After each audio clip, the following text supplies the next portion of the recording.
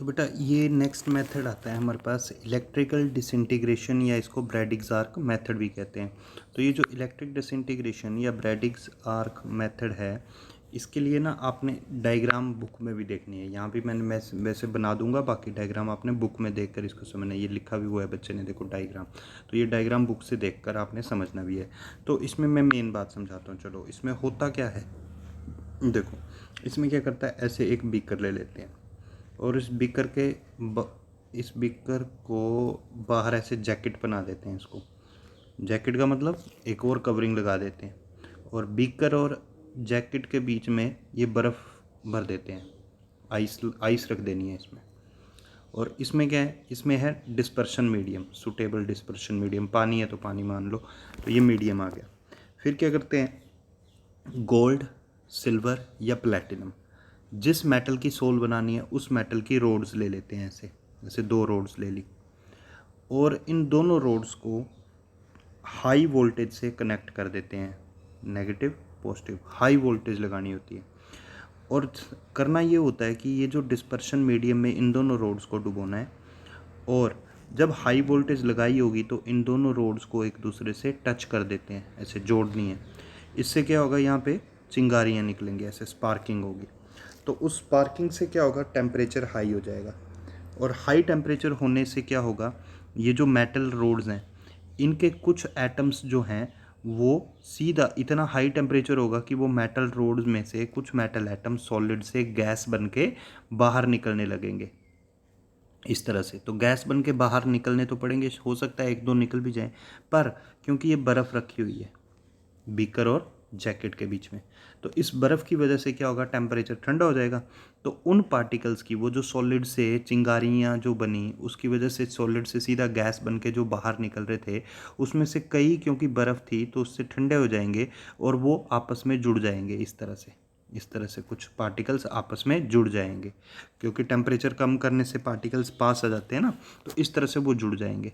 और जुड़ने के बाद ऐसे जैसे ये पार्टिकल बन गया, ये बन गया कोलॉइडल रेंज का पार्टिकल बन गया, ये जो बना।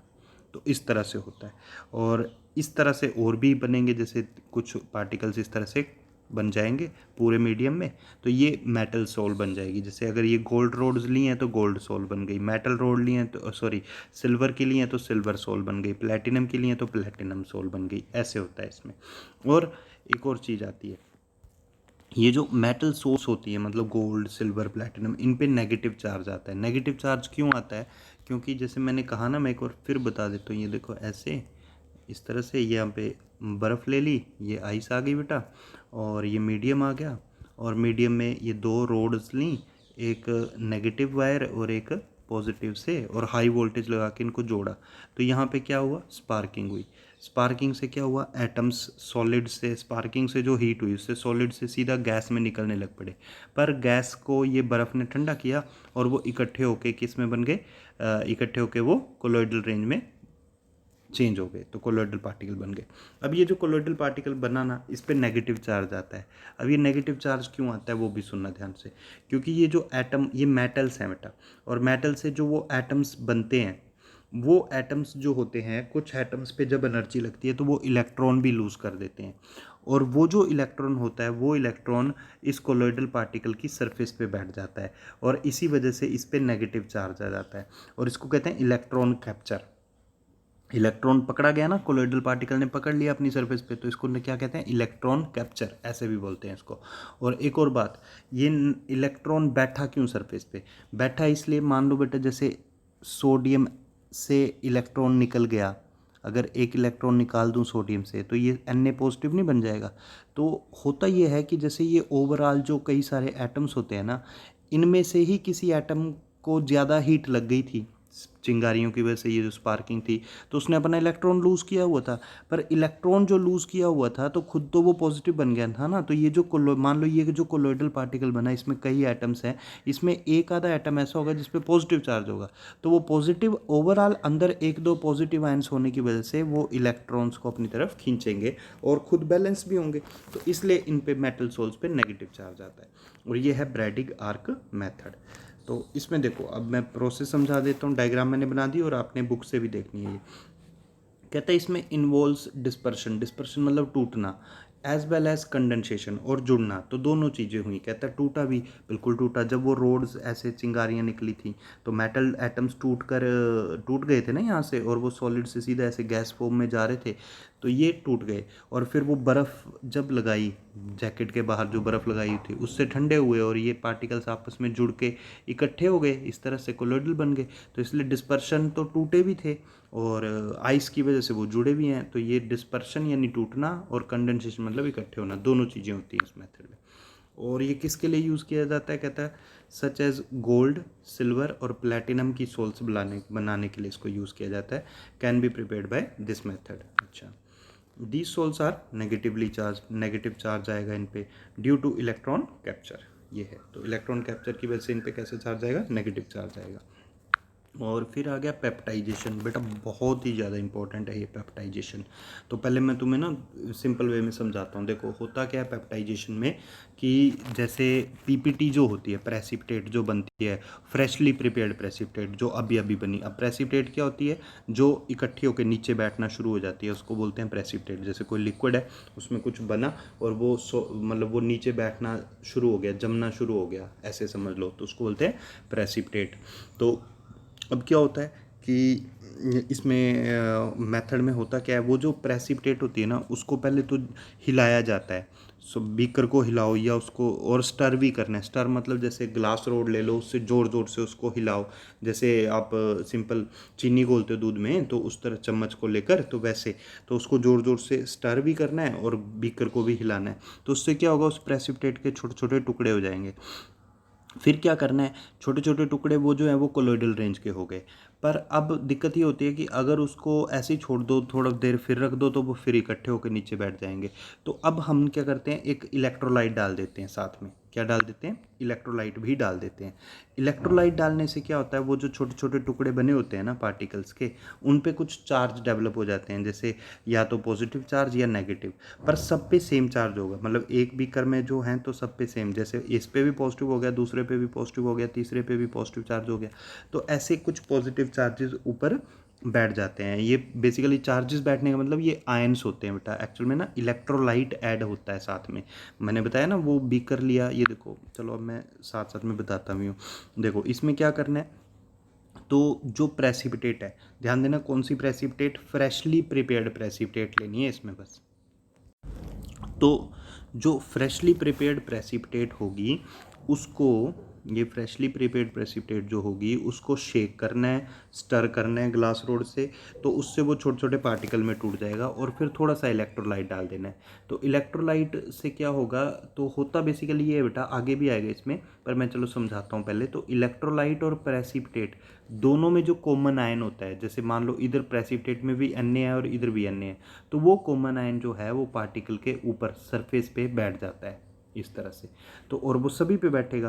तो मान लो उधर जैसे इस तरह से 3 पार्टिकल बने, तो इन तीनों पे सेम चार्ज बैठ जाएगा, तो सब पे सेम चार्ज आ गया। सेम चार्ज आने से फ़ायदा ये होगा, ये अब एक दूसरे को रिपेल करेंगे, इकट्ठे नहीं हो पाएंगे। इकट्ठे नहीं हो पाएंगे तो नीचे नहीं बैठेंगे, यानी पीपीटी नहीं बनेगी, लेयर नहीं बनेगी। तो अगर वो अलग अलग हो जाते तो वो सोल अनस्टेबल हो गई, पीछे भी समझाया था। तो वो उसी अलग अलग नहीं होंगे, बल्कि पूरे मीडियम में घूमते रहेंगे, तो वो जुड़े रहेंगे मीडियम के साथ और वो सोल स्टेबल बन जाएगी। तो ये चीज़ होती है बेटा पेप्टाइजेशन में। तो देखो अब मैं डिटेल में समझाता हूँ। तो पहले तो आ गया peptization is the process of converting. Convert किसको करना है? आप अच्छा एक काम करना है, यहाँ पे आ के बाद ना प्रेसिपिटेट से पहले 2 वर्ड जोड़ देना। कौन कौन से? फ्रेशली प्रिपेयर्ड, फ्रेशली प्रिपेयर्ड, ये वर्ड जोड़ देना, फ्रेशली प्रिपेयर्ड। तो पेप्टाइजेशन में क्या होता है प्रोसेस में, कहता फ्रेशली प्रिपेयर्ड। फ्रेशली प्रिपेयर्ड इसलिए का मतलब ये है कि जो मतलब बन रही है साथ साथ में, अभी बनी है। ये नहीं कि आज बनाएंगे और कल उसको शेक करेंगे और परसों उसको स्टर करेंगे और उसके अगले दिन उसमें इलेक्ट्रोलाइट, ऐसे नहीं। जो अभी अभी बनाई उसी में ये काम करना पड़ता है, कहता। तो फ्रेशली प्रिपेयर्ड प्रेसिपिटेट जो है उसको किस में बदलना है? कोलोइडल सोल में बदल देना है। बदलना कैसे है? कहता पहले शेक भी करो, स्टर भी करो। शेक मतलब बीकर को हिलाते रहो, स्टर मतलब जैसे चम्मच से दूध में चम्मच से चीनी घोलते हो तो वो स्टर करते रहो ग्लास रोड लेके। अच्छा, इट विद डिस्पर्शन मीडियम, यानी जिस मीडियम में वो पीपीटी बन रही है उसमें ये सारे काम करते रहो। In the presence of small amount of electrolyte, और साथ में क्या डालना पड़ेगा, थोड़ा सा इलेक्ट्रोलाइट भी ऐड करोगे तो ये इलेक्ट्रोलाइट का रोल आगे आ जाएगा। तो ये कहता है ये जो इलेक्ट्रोलाइट लोगे, अच्छा मैं पहले एक बार फिर समझा देता हूँ, अगर ये इलेक्ट्रोलाइट नहीं डालेंगे तो क्या होगा पहले वो समझो। मतलब हमने सिर्फ शेक किया, स्टर किया, तो उससे क्या होगा, वो छोटे छोटे पार्टिकल बिखर तो जाएंगे, ऐसे ऐसे अलग अलग तो हो जाएंगे इस तरह से पार्टिकल, पूरे मीडियम में बिखर तो जाएंगे, लेकिन क्योंकि सब पे कोई चार्ज नहीं है, चार्ज नहीं है तो ये धीरे धीरे सारे फिर से ऐसे नीचे बैठना शुरू हो जाएंगे, ये सारे नीचे चल जाएंगे और सारे ऐसे नीचे नीचे इकट्ठे हो जाएंगे और फिर ये इस तरह से पीपीटी बना देगा। तो इसलिए हमें क्या करना पड़ा, ये इकट्ठे ना हो तो हमने इलेक्ट्रोलाइट ऐड किया। और ये जो इलेक्ट्रोलाइट ऐड करोगे इसका काम क्या, इसका नाम क्या है, पेप्टाइजिंग एजेंट। प्रोसेस का नाम क्या है, देखो प्रोसेस का नाम है पेप्टाइजेशन। तो पेप्टाइजेशन के लिए शेक करना है फ्रेशली प्रिपेयर्ड पीपीटी को, स्टर करना है और इलेक्ट्रोलाइट डालना है। तीन बातें, शेक, स्टर और इलेक्ट्रोलाइट, ये करना पड़ेगा पीपीटी को, जो फ्रेशली प्रिपेयर्ड पीपीटी होगी। तो वो जो इलेक्ट्रोलाइट डालोगे उस इलेक्ट्रोलाइट को हमने नाम देना है पेप्टाइजिंग एजेंट, पेप्टाइजिंग एजेंट। और ये जो मेथड है ये जनरली, ये देखो यहाँ पे आ भी गया, पर मैंने आपको जो ऊपर बताया ना डेफिनेशन में, तो डेफिनेशन में ही लिख देना है कि this method is applied generally to convert a freshly prepared, ये रिपीट है बेटा ये वाला, ये सेम वही चल पड़ा। तो एक चैप्टर, ये पेज नंबर कौन सा है, 32 छोड़ के सीधा 33 पे आ जाना। 31 32 दोनों सेम है ना, 31 पढ़ लिया, 32 छोड़ दो, सीधा 33 आएगा। तो क्या था, कहता है ये देखो, ये कह रहा था this method is applied generally to convert a freshly prepared precipitate into a colloidal sol. तो ये सिर्फ फ्रेशली प्रिपेयर्ड पीपीटी को कोलोइडल सोल में बदलने का मेथड है। तो ये ऊपर डेफिनेशन में ही डाल देना है आपने। अच्छा, दूसरी बात क्या होती है, ड्यूरिंग पेप्टाइजेशन, जब पेप्टाइजेशन करते हैं तो जो प्रेसिपिटेट होती है वो एड्जॉर्ब करती है one of the common ion of the electrolyte on its surface. ये आ गई वो मेन बात कि उस इलेक्ट्रोलाइट का काम क्या है। तो मैंने पहले तो वो समझाया, अगर इलेक्ट्रोलाइट नहीं डालोगे, सिर्फ शेक और स्टर करोगे तो, और बीकर को दोबारा रख दोगे तो वो सारे पार्टिकल फिर नीचे बैठ जाएंगे और गड़बड़ हो जाएगी, वो तो पीपीटी बन गई, सोल खत्म हो गई, वो अनस्टेबल हो गई। तो वो ना बैठें, वो उस मीडियम में घूमते रहें, बने रहें, तो उसके लिए इलेक्ट्रोलाइट डालते हैं। और उससे होता क्या है, कहता मेन बात ये सीखो पहले, कहता जो प्रेसिपिटेट और जो इलेक्ट्रोलाइट में जो कॉमन आयन होगा, ये देखो प्रेसिपिटेट आ गया पहले, फिर इलेक्ट्रोलाइट आ गया, फिर कॉमन आयन हो गया, वो एड्जॉर्ब हो जाएगा कहाँ पे, सरफेस पे। ये 4-5 वर्ड्स हैं मेन इसमें। क्या होगा, प्रेसिपिटेट से सबसे पहले देखो, प्रेसिपिटेट्स और इलेक्ट्रोलाइट में जो कॉमन आयन होगा वो एड्जॉर्ब हो जाएगा सरफेस पे। तो जब सेम चार्ज आ जाएगा ना सारे पार्टिकल्स पे, तो वो एक दूसरे को रिपेल करेंगे और नीचे बीकर के नीचे इकट्ठे नहीं हो पाएंगे, यानी सोल जो है वो स्टेबल बनी रहेगी। तो ये चीज़ होता है। तो वही यहाँ लिखा भी है, this causes the stability of sol, जिससे सोल में क्या आएगी, स्टेबिलिटी आएगी। और मैं इसको समझाता भी हूँ एक एग्जाम्पल से। देखो जैसे होता क्या है, ये रिएक्शन देखते हैं एक, पीछे देखो उसी से समझाता है। तो जैसे ये रिएक्शन है, ये देखो ये वाली FeCl3+3H2O हाइड्रोलिसिस करी, यानी वाटर से रिएक्शन करी इसकी, तो ये सोल बन गई। अब होता क्या है, मान लो इस सोल में ना ये हमने थोड़ा सा एक्सेस में ले लिया। एक्चुअल में जो इलेक्ट्रोलाइट वो कह रहा है ना यहाँ पे, ये देखो पेप्टाइजेशन में ये जो इलेक्ट्रोलाइट की बात कर रहा है कि एक इलेक्ट्रोलाइट लेना है जिसको पेप्टाइजिंग एजेंट बोलना है, वो बाहर से नहीं लिया जाता। दरअसल वो जो दो रिएक्टेंट है, जैसे एक ये है एक ये है, इन्हीं दो में से एक होता है। तो मैंने मान लो इसको ले लिया, तो इसको लेना क्या होता है, इसको जिसको पेप्टाइजिंग एजेंट बनाना है उसको एक्सेस में ले लेना होता है, मतलब जितनी ज़रूरत हो उससे ज़्यादा ले लेना है। उससे फ़ायदा क्या होगा, शुरू में तो वो रिएक्ट करके ये बन गई सोल, और जो फालतू होगा वो उस पेप्टाइजिंग एजेंट का काम कर जाएगा, यानी इलेक्ट्रोलाइट का काम कर जाएगा। और होता क्या है, फिर मैंने क्या कहा कि ये कॉमन आयन को एड्जॉर्ब करता है, यानी ये FeOH3 जो है ये, अब क्योंकि ये फालतू लिया है ना FeCl3, देखो यहाँ पे ये FeOH3 कॉमन आयन को एड्जॉर्ब करेगा, जो एक्स्ट्रा होगा उससे। तो ये फालतू है बेटा, तो इन इसमें और इसमें कॉमन आयन कौन है, Fe है बेटा। तो इसलिए जो FeOH3 का पार्टिकल्स होंगे ना, ऐसे छोटे छोटे पार्टिकल्स होंगे, इन पे कौन बैठ जाएगा, इन पे बैठ जाएगा Fe और FeCl3 में Fe किस चार्ज पे है, 3 पॉजिटिव पे, तो Fe3 पॉजिटिव बैठ जाएंगे सभी पे। तो ये चीज़ होती है बेटा। और Cl नेगेटिव उसी मीडियम में घूमते रहेंगे इधर उधर, एज आ इम्प्योरिटी भी बोल सकते हो, क्योंकि हमारे लिए मेन पार्टिकल तो कोलॉइड है ना। कोलॉइड के अलावा जो Cl नेगेटिव घूम रहे हैं, वैसे वो भी इम्प्योरिटी हुई और ये जो एडजॉर्ब हुआ ये भी इम्प्योरिटी हुई। ये अलग बात है कि अगर ये एडजॉर्ब नहीं होगा कॉमन आयन तो सेम चार्ज नहीं बनेगा, सेम चार्ज नहीं बनेगा तो वो एक दूसरे को रिपेल नहीं करेंगे और वो सारे इकट्ठे होके नीचे पीपीटी बन जाएंगे। तो पीपीटी बनी तो काम ही खत्म हो गया फिर तो ये चीज़ है बेटा यहाँ पे। तो वही यहाँ पे समझाया हुआ है, देखो हाँ, this cause the stability of sol. तो स्टेबिलिटी इसलिए होगी क्योंकि प्रेसिपिटेट जो है और इलेक्ट्रोलाइट के बीच में जो कॉमन आयन होगा वो एडजॉर्ब हो जाता है कहाँ पे, सरफेस पे। और एक और बात बता देते हो, चलो ये ऐसे होता है बेटा, जैसे ये FeOH थ्राइस है ना, ये पार्टिकल FeOH थ्राइस, तो बाहर कौन है, मैंने कहा FeCl3 एक्सेस में ले लिया। तो ये होता ये है कि ऐसे समझो कि ये जो OH नेगेटिव आयंस ये वाले हैं ना, इनके लिए ये Fe भी बराबर है और जो बाहर Fe3 पॉजिटिव है वो भी बराबर है। तो इसलिए ये क्या करते हैं, ये इसको तो अपनी तरफ अट्रैक्ट करते ही हैं, लेकिन बीच में कुछ OH नेगेटिव, ये कंसेप्ट बताया गया कि वो इसके साथ अपनी अट्रैक्शन वीक करके इसको भी जोड़ना शुरू कर देते हैं, क्योंकि इनको OH नेगेटिव आयंस को ये लगता है कि ये Fe3 पॉजिटिव और Fe3 पॉजिटिव इसमें कोई फ़र्क थोड़ी है, दोनों सेम है। तो इसलिए इनको भी वो अपनी तरफ खींच लेते हैं थोड़ा सा और अपने सरफेस पे एडजॉर्ब कर लेते हैं। तो ये चीज़ है, इसलिए कॉमन आयन एडजॉर्ब होता है, कोई दूसरा आयन एडजॉर्ब नहीं होगा। तो ये चीज़ है।